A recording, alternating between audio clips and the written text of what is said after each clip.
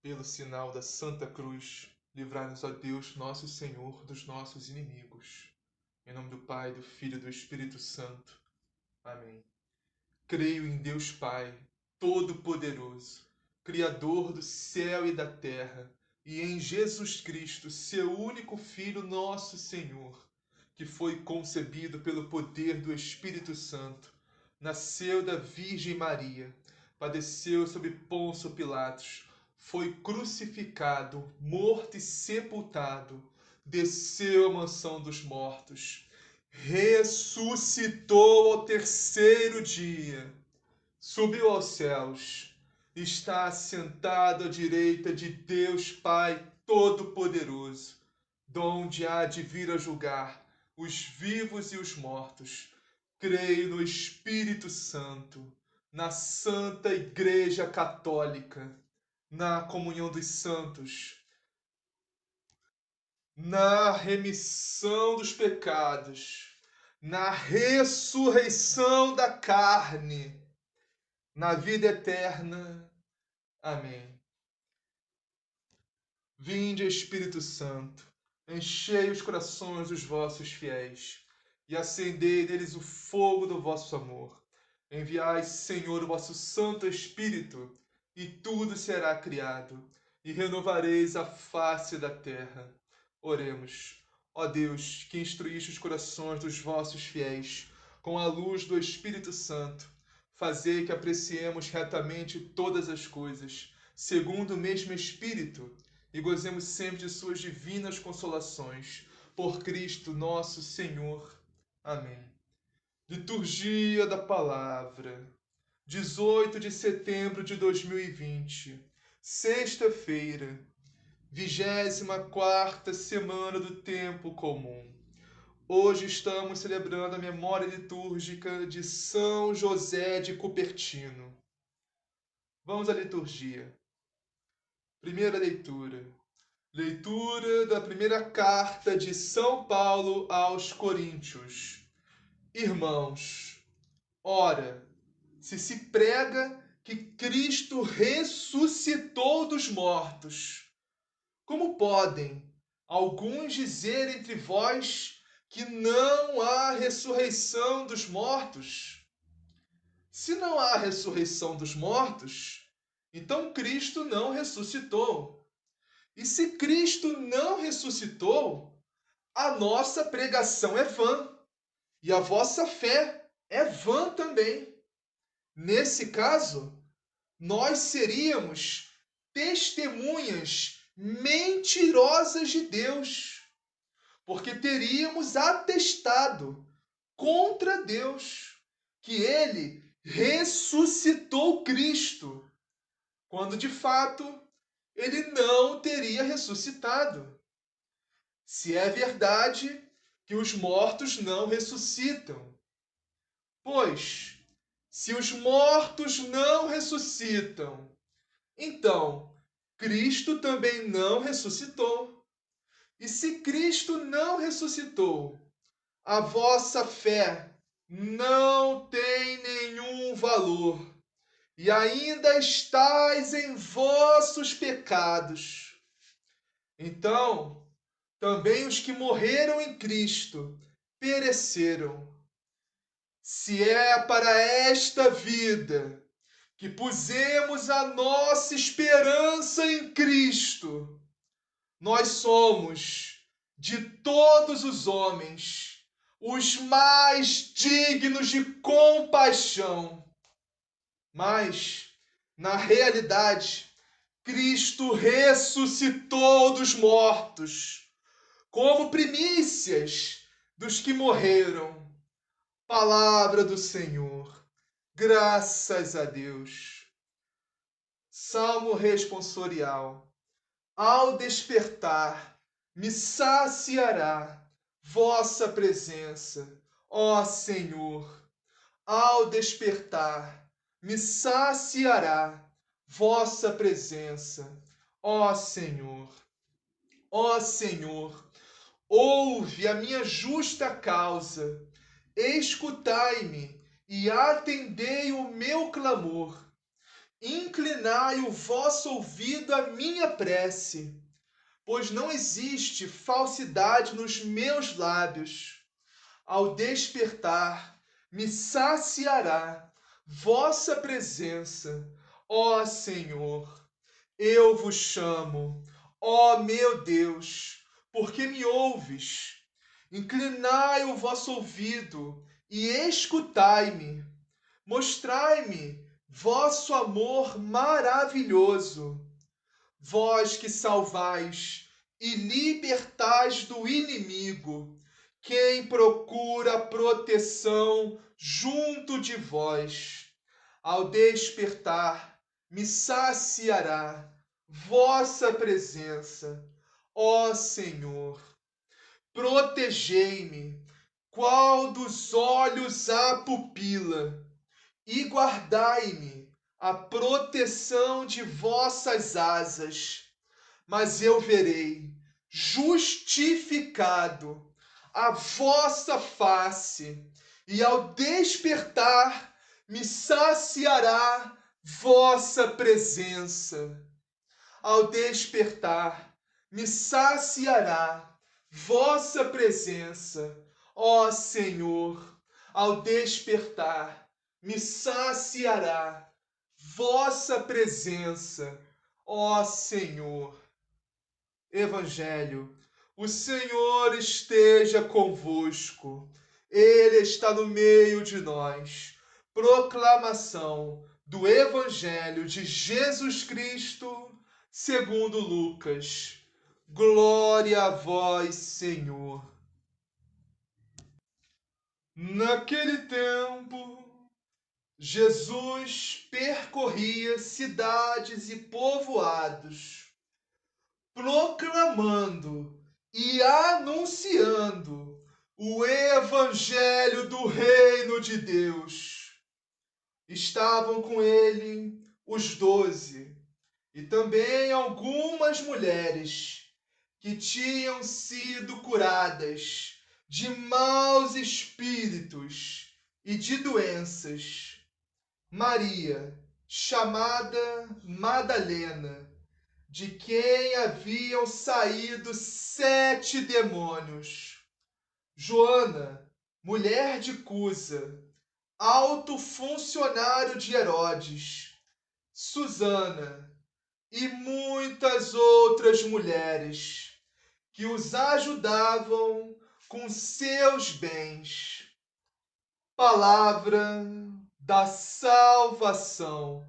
Glória a vós, Senhor. Vamos iniciar a meditação de hoje na primeira leitura. Primeira carta de São Paulo aos Coríntios, capítulo 15, versículos 12 a 20. E começa assim: Ora, se se prega que Cristo ressuscitou dos mortos, como podem alguns dentre vós dizer que não há ressurreição dos mortos? Se não há ressurreição dos mortos, então Cristo não ressuscitou. E se Cristo não ressuscitou, a nossa pregação é vã, e a fé de vocês também é vã. E termina assim a leitura: mas na realidade, Cristo ressuscitou dos mortos, como primícias dos que morreram. Então vamos falar um pouco da ressurreição dos mortos. Vamos começar dizendo assim, na lata logo, dizer bem claro: se você não acredita na ressurreição dos mortos, você não pode ser católico. Você deve professar essa fé, porque está no credo isso. Está no credo, no creio, que toda missa a gente reza.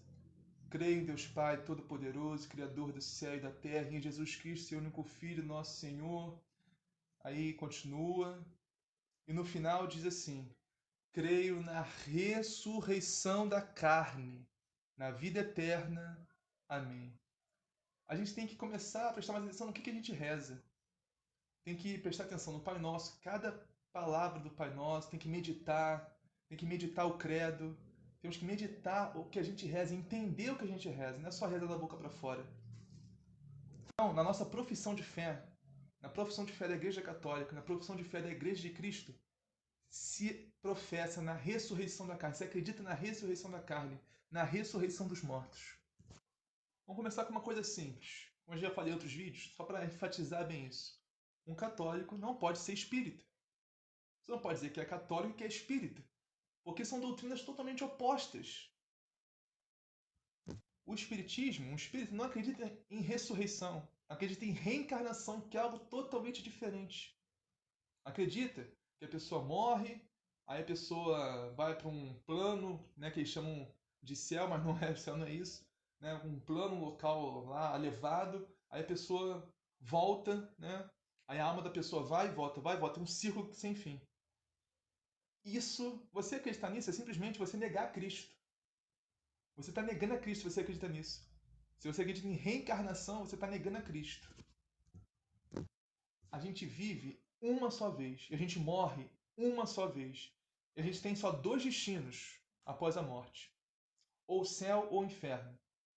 Sim, porque quem está no purgatório já está no céu, é só questão de tempo. Então, podem estar me perguntando agora, tá bom, mas quando os mortos vão ressuscitar? E por que os mortos vão ressuscitar? Tá legal, vamos responder uma de cada vez. Primeiro, quando essa ressurreição dos mortos vai acontecer no último dia do mundo, no juízo final, na parousia, na segunda e definitiva volta de Cristo. A ressurreição de todos os mortos. E aí, todos vão ser julgados por Deus. Julgados segundo as nossas obras, ou falta delas. Quando acontecer esse julgamento, o purgatório vai deixar de existir. Aí você vai ter dois destinos mesmo, ou céu ou inferno. Vamos ressuscitar ou para sermos condenados, ou para estarmos eternamente na glória com Deus, no novo céu e nova terra. Seremos condenados ao inferno eternamente, ou estaremos junto a Deus eternamente, gozando de todas as maravilhas do paraíso. Felicidade eterna, plena, sem medidas. E todos nós teremos um corpo glorioso, que nem o de nosso Senhor Jesus Cristo. É verdade que não sabemos todos os detalhes, mas nem precisamos. Não precisamos saber tudo. Nós sabemos o suficiente para ter fé. Só precisamos ter fé. Nós sabemos o suficiente para acreditar, para amar e para esperar em Deus. E a questão é justamente essa, irmãos. Infelizmente, a maioria, né, das pessoas do mundo, que vivem no mundo, não acreditam na ressurreição. Não acreditam na vida eterna. Não acreditam. Simplesmente por isso estão apegadas ao mundo, querem viver esse mundo e os prazeres do mundo e as coisas do mundo, e vamos lá, comamos e bebamos porque vamos morrer amanhã e depois não tem mais nada. É triste, muito triste isso. Acho que é a Santa Elizabeth da Trindade que diz que se o homem soubesse, quando eu digo homem, é a humanidade, se o homem soubesse o que é a eternidade, ele mudaria de vida. Ele mudaria de vida assim, no estalar de dedos, se esforçaria o máximo possível, o máximo que a miséria e a carne permite para mudar de vida. Se o homem soubesse o que é a eternidade. Se o homem soubesse. Já que a gente está falando disso, só um parênteses que isso pode confundir. Reencarnar e encarnar, reencarnação e encarnação não são a mesma coisa. São duas palavras semelhantes, mas muito diferentes no sentido. Você reencarnar é você viver aqui nesse mundo, aí sua alma sobe, sua alma vai para o sei lá onde, depois desce e volta para esse mundo. E isso é uma doutrina falsa, isso não existe. Uma doutrina que não tem nada a ver com a doutrina de Cristo. Agora, encarnação, a gente acredita na encarnação, porque Jesus Cristo, Deus se encarnou. Deus se encarnou em Jesus Cristo. Viveu e morreu uma vez só. Então, reencarnação é diferente de encarnação. Acredita na encarnação, não na reencarnação. A gente acredita só na ressurreição dos mortos. E no final da leitura de hoje diz assim: mas na realidade, Cristo ressuscitou dos mortos, como primícias dos que morreram. O que é primícias? Primícias é a oferta dos primeiros frutos que os israelitas davam antigamente na lei judaica, né? Eles ofertavam todo o seu trabalho, as primícias, ou seja, os primeiros frutos das colheitas. E o que significa isso? Cristo é a primícia de Deus, ou seja, o grão de trigo que morre para frutificar. Cristo foi esse primeiro grão de trigo. Os apóstolos foram os próximos grãos de trigo, né? E todos os santos e mártires da nossa igreja são esses grãos de trigo que morrem para frutificar a fé em outros. E diz que Cristo ressuscitou como primícias, ou seja, não ficou na morte. Todos eles vão ressuscitar um dia junto com Cristo. Todos os que morreram em Cristo. Assim como Cristo ressuscitou, eles vão ressuscitar também e vão ter o seu corpo glorioso. Atualmente só tem duas pessoas no céu que têm esse corpo glorioso. A primeira, claro, nosso Senhor Jesus Cristo. E a segunda, a nossa mãezinha, a Virgem Maria Santíssima. A prova disso está nas aparições de Nossa Senhora, aprovadas, atestificadas pela Santa Igreja. Lembra nos Evangelhos, quando Cristo aparece com um corpo glorioso? A gente não sabe exatamente como é um corpo glorioso, só saberemos no dia do juízo final, né? Mas assim, ou quando formos para o céu, né, encontrarmos Nossa Senhora, se formos dignos de ir para lá. Mas assim, pelos relatos do Evangelho, a gente sabe que um corpo glorioso, ele pode mudar. Ele pode se transformar no que quiser. Por exemplo, na ressurreição, Nosso Senhor apareceu para Santa Maria Madalena como um jardineiro. Nos discípulos de Emaús, ele apareceu como um homem que estava caminhando, um itinerante, um viajante, um errante, que estava caminhando com ele no caminho, né? Caminhando no caminho. Os discípulos não reconheceram o mestre, não reconheceram Jesus ali, aquele homem. Jesus estava ali disfarçado com um corpo glorioso, a gente não sabe exatamente como é, a gente sabe que pode mudar esse corpo. A aparição de Nossa Senhora, muitas vezes, ela aparece com Jesus, menino, nos braços. Nossa Senhora do Carmo, por exemplo. A aparição de Nossa Senhora, ela aparece com Jesus. Dentro da cultura do povo, né, ela aparece de uma forma, para facilitar a comunicação. Por exemplo, Nossa Senhora de Guadalupe apareceu morena, indiana. Nossa Senhora de Fátima, europeia. Entendeu? Não tem exatamente noção do que seria um corpo glorioso. A gente sabe que ele pode mudar. A Igreja de Cristo, nossa Igreja Católica, atestifica que só tem dois corpos gloriosos no momento, que é de Nosso Senhor Jesus Cristo e Nossa Senhora Virgem Maria Santíssima. Se um dia eu for digno de ter esse corpo glorioso, eu vou tirar minha barriga. Mas para isso, para sermos dignos de um dia ter esse corpo glorioso, temos que morrer em Cristo, ou seja, morrer na graça de Deus, na graça santificante. Morrer na amizade com Deus, sem pecados mortais. E para finalizarmos a primeira leitura de hoje, vamos meditar o versículo 19, que diz assim: Se é para esta vida que pusemos a nossa esperança em Cristo, nós somos, de todos os homens, o mais dignos de compaixão. Meus irmãos e minhas irmãs, vamos entender o que São Paulo está dizendo nesse versículo. Esse versículo que é ao mesmo tempo triste e cômico. Sim, meus irmãos, é triste e ao mesmo tempo cômico a gente achar que a nossa esperança em Jesus Cristo é só para esta vida, é só para esse mundo, só para a terra. São Paulo nos diz que quem coloca a sua esperança em Cristo só para esse mundo, só para essa terra, é digno de compaixão, ou seja, é digno de pena. Meus irmãos, nós temos que ter isso em mente todo santo dia, temos que meditar isso, temos que entender realmente isso. A nossa felicidade não está nessa terra. A nossa felicidade não está nesse mundo. A nossa felicidade não está nesta vida. Que muitas vezes a gente tanto se apega a esse mundo, a essa vida, achando que nossa felicidade está aqui e não está. E por que, meus irmãos, nós somos os mais dignos de compaixão, de pena, né? Se a gente coloca a nossa esperança nesse mundo, a nossa esperança em Cristo nesse mundo. Simplesmente porque nós não vivemos como o mundo vive. Nós vivemos a parte do mundo, irmãos. Nós não vivemos como as pessoas do mundo vivem, como os mundanos vivem. Não. Nós não desfrutamos os prazeres desse mundo. Esse mundo que é sedutor, que tem sua sedução. O pecado é sedutor, o pecado tem sua sedução. O saudoso Padre Léo nos dizia que se o pecado fosse ruim, ninguém pecava. O pecado é bom, o pecado é prazeroso. Mas isso tudo é uma ilusão. Isso tudo nos leva à morte, nos leva à desgraça. Aqui nesse mundo, aqui nessa terra, e pode nos levar à morte eterna no inferno. Por isso nós não vivemos, não desfrutamos dos prazeres desse mundo. Porque a gente sabe que isso tudo é ilusão, isso tudo leva à morte. E a única vida que importa é a vida eterna. A vida eterna que teremos na ressurreição final. Temos nosso corpo glorioso. Essa é a nossa esperança. Por isso que a ressurreição de Cristo é tão importante para nós. Porque a ressurreição de Cristo, de nosso Senhor Jesus Cristo, é a nossa esperança também.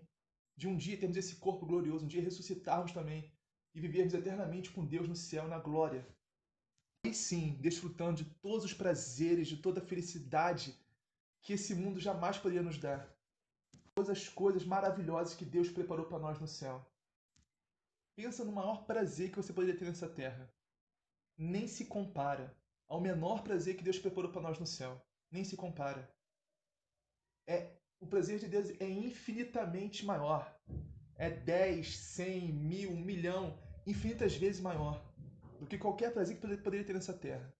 E a felicidade que Deus preparou para nós no céu nem se compara com qualquer felicidade que você possa ter nesse mundo, nessa terra. Nem se compara. Como eu disse também, é infinitamente maior. A felicidade é plena, é sem limites, é sem medida, é eterna. Por isso, irmãos, nós somos dignos de pena, dignos de compaixão. De todos os homens da face da terra, os mais dignos de compaixão, se nós colocarmos a nossa esperança em Cristo só nesse mundo, só nessa terra.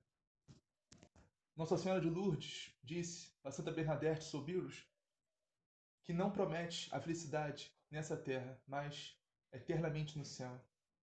E tomar essa promessa que Nossa Senhora fez, Nossa Senhora de Lourdes fez para Santa Bernadette como nossa também. Porque é isso que nosso Senhor Jesus Cristo nos promete também. Portanto, irmãos, a nossa esperança não está nesse mundo, nessa vida, não está na terra, aqui e agora, não. A nossa esperança está eternamente na glória, no céu, com Deus um dia. Porque sim, irmãos, há vida após a morte, há um céu e haverá um julgamento. E infelizmente nesse julgamento, muitos não vão para o céu, muitos se condenarão eternamente ao inferno. E eu sei que eu tenho que me esforçar muito para não ser um desses que vai ser condenado eternamente ao inferno. Porque eu quero estar com Deus na glória um dia.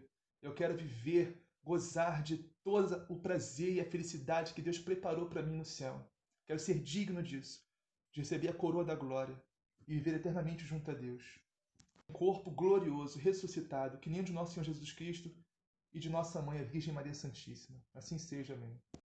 Então vamos ao Salmo responsorial de hoje, que é o Salmo 16. E diz assim, o responsório: Ao despertar me saciará a vossa presença, ó Senhor. E nós, irmãos, temos que nos saciar na presença de Deus. Nós temos que, logo amanhecer, logo quando acordar, nos colocar na presença de Deus, nos ajoelhar e orar e nos colocar na presença de Deus. Saciar a nossa fome por Deus. Nos saciar na graça de Deus. Qual a primeira coisa que você faz quando você acorda?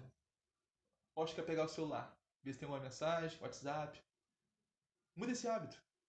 A primeira coisa que você acordar quando você fizer agora vai ser orar, conversar com Deus, nos saciar na presença de Deus.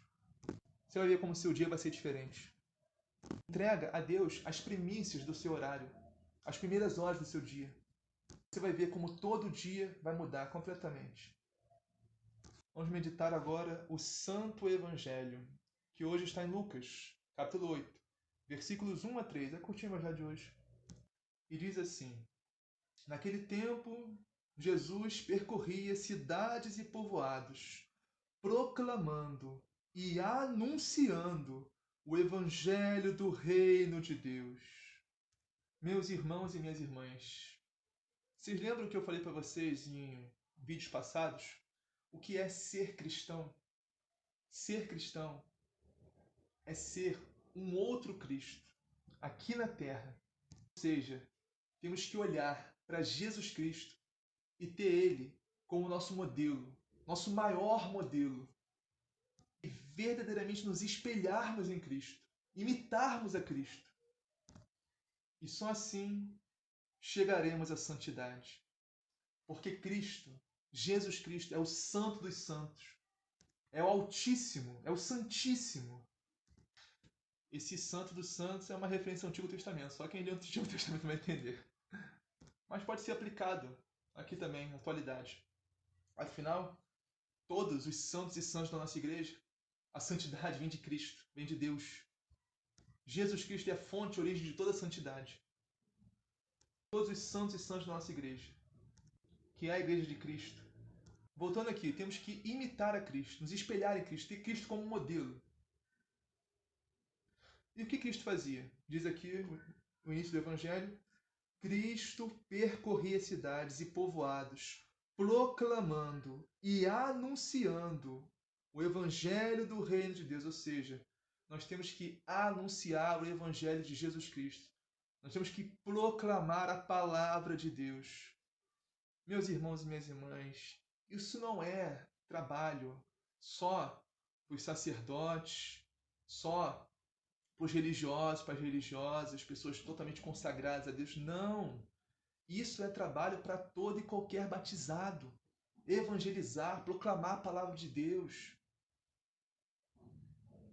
Minha família está crente, ela acha que eu vou ser padre porque eu tô fazendo esses vídeos. Meu Deus, cara!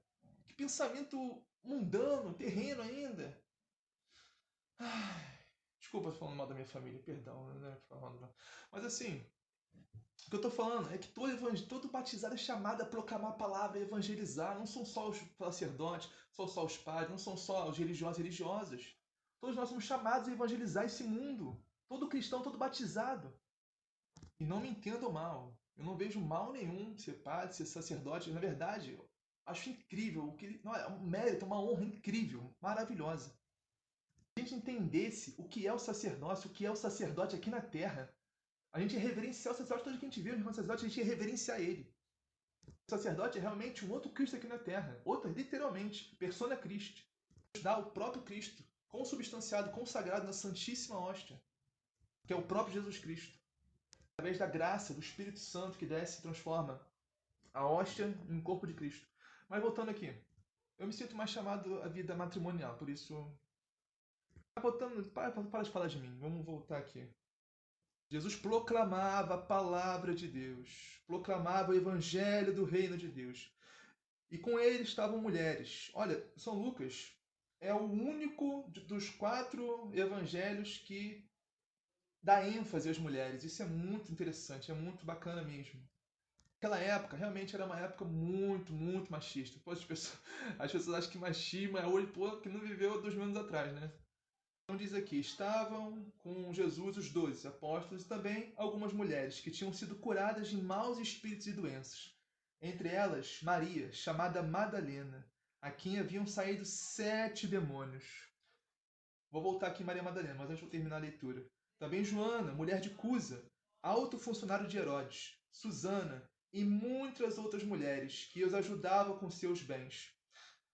Olha, vou meditar primeiro esse final aqui, depois eu vou voltar para Maria Madalena e terminar com Maria Madalena. Olha, as mulheres ajudavam com seus bens. Meus irmãos, temos que ter essa vontade de ajudar o reino de Deus, de ajudar o que a gente puder fazer para ajudar a gente a ajudar, sabe? Ajudar a igreja, ajudar a Deus.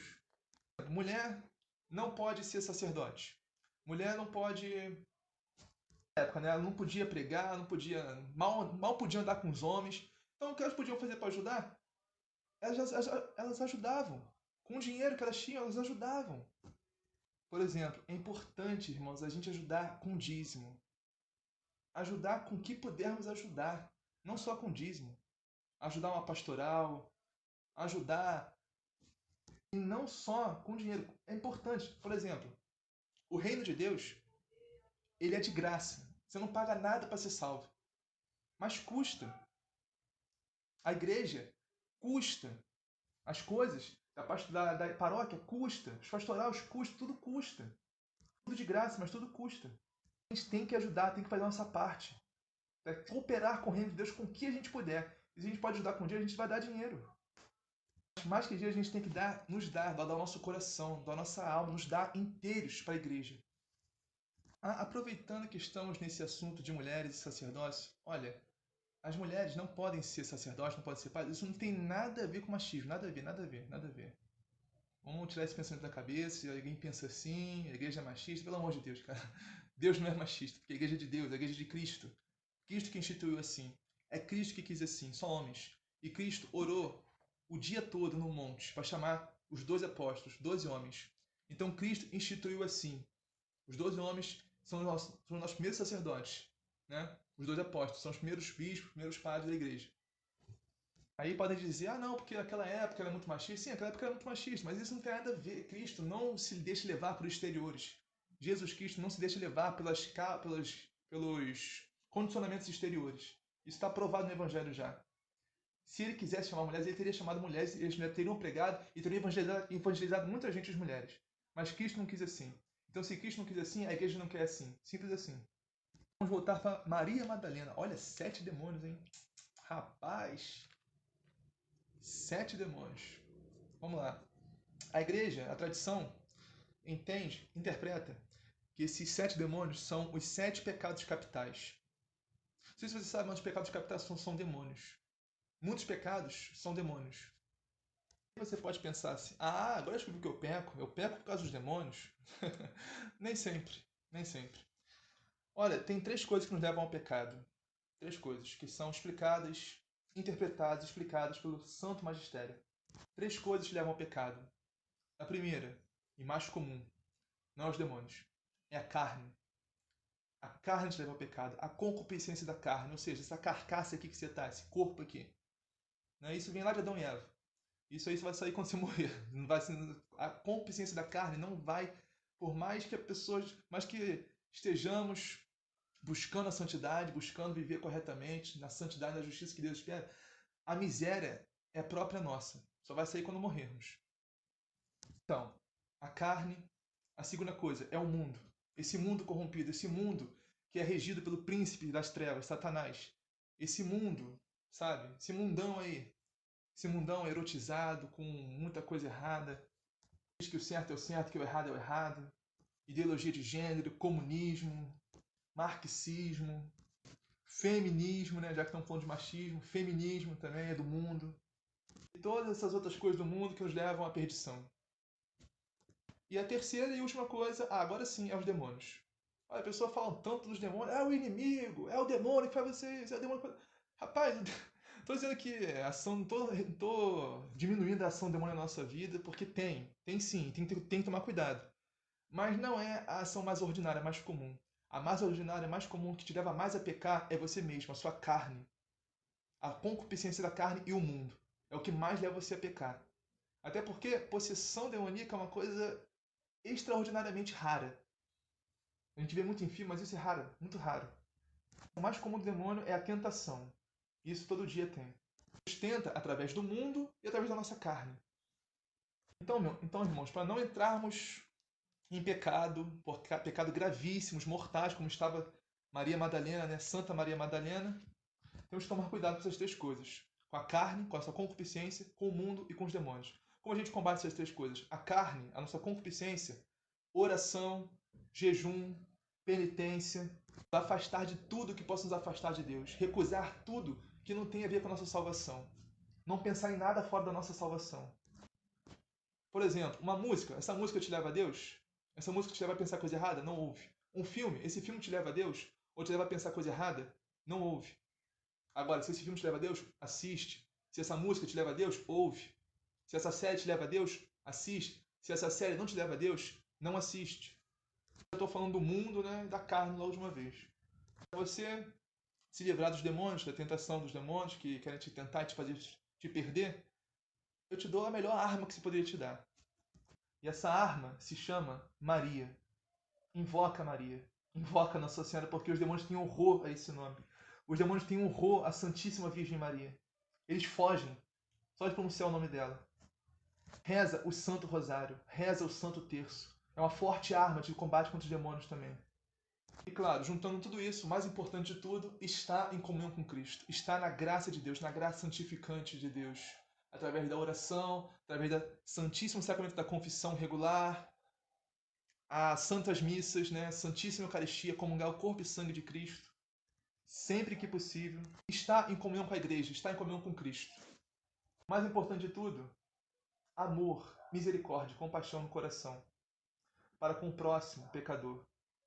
Não julgar, não se achar melhor, porque você não é, acredite em mim. Mesmo se você fizer a risca tudo que eu estou falando aqui agora, você não é melhor do que a pessoa que está mais perdida nesse mundo. Está mais no pecado. E como eu Como eu disse no vídeo anterior, ser grato, gratidão a Deus, amor, paixão por tudo que Deus realizou na nossa vida, tudo. E seguir a Jesus Cristo, como essas mulheres estavam seguindo. Elas foram curadas, mas estavam seguindo o Mestre, estavam seguindo Jesus. Não podemos tirar os olhos de Jesus. Temos que seguir a Jesus constantemente. Não é receber a cura, receber a bênção, receber o milagre, receber a graça e abandonar a igreja, abandonar a fé, abandonar Cristo. Não. Temos que ser constantes em Cristo, ser constantes na graça de Deus. Porque só através da perseverança, perseverar até o final, que seremos salvos. Como o próprio Jesus Cristo disse: aquele que perseverar até o fim será salvo. Assim seja, amém. Pai nosso que estás no céu, santificado seja o vosso nome, venha a nós o vosso reino, seja feita a vossa vontade, assim na terra como no céu. O pão nosso cada dia nos dá hoje, perdoai as nossas ofensas, assim como nós perdoamos a quem nos tem ofendido, e não nos deixeis cair em tentação, mas livrai-nos do mal, amém. Ave Maria, cheia de graça, o Senhor é convosco, bendita sois vós entre as mulheres, bendito é o fruto do vosso ventre, Jesus. Santa Maria, Mãe de Deus, rogai por nós, pecadores, agora e na hora de nossa morte. Amém. Glória ao Pai, ao Filho e ao Espírito Santo, assim como era no princípio, agora e sempre, por todos os séculos dos séculos. Amém.